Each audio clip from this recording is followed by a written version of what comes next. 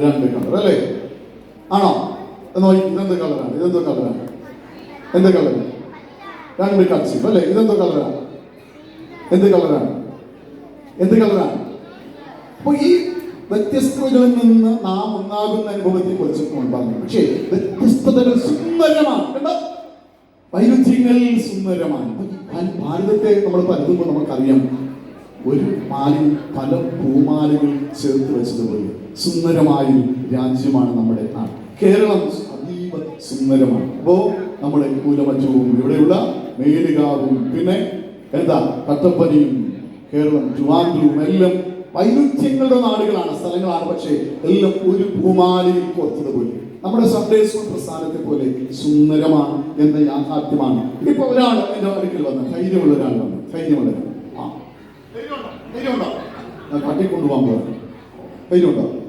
പുലിയുണ്ട്, സിംഹം, അതെല്ലാം ഉണ്ട്. പേടിക്കുണ്ട്, ചെറിയൊരു പേടി അല്ലേ? എന്നാ നോക്കി, പേടിയില്ലല്ലോ? പേടിയില്ലല്ലോ? ഒരു പേടിയില്ല. പയ്യൻ കിടില കേട്ടോ,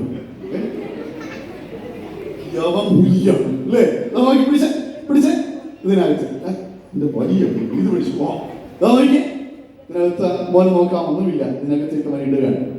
അത് കണ്ടോ? എന്താ ഇട്ടത്? ഇതിനകത്ത് എന്താ ഇട്ടത്? എന്താ ഇട്ടത്? നോക്കി, ആ മോനൊന്ന് എടുത്തു. ഇതെന്താ എടുത്തത്? തുറന്നു നോക്കി, തുറന്നു നോക്കി. ഇത് സുന്ദരമായ കുടകളാണ്. ഇനി ഒരാൾ ഓടി വന്നു. ഓടുവാ ഓടുവാ, ആരെങ്കിലും ഓടിവാ ഓടിവാ ഓടിവാ. ആ മതി, കണ്ടു. മോളും കൂടെ എണീറ്റോ, മോളും കൂടി ഓടിവാ. എന്ത് രസമായിരിക്കും അല്ലേ? നല്ല ഒരു കുട, അതാ വർണ്ണക്കുടയാണ്, പല നിറങ്ങൾ ചാലിച്ചെടുത്തോ. എന്ത് കുടയാണ് എടുക്കുന്നത്? സോപ്പ് അല്ലേ? എന്ത് രസം. തുറന്നു നോക്കി, ഓടുവാ. ഇതിനകത്ത് എടുത്തോ. എന്തുകൊണ്ട് അതിനകത്ത്? തുറന്നു നോക്കി.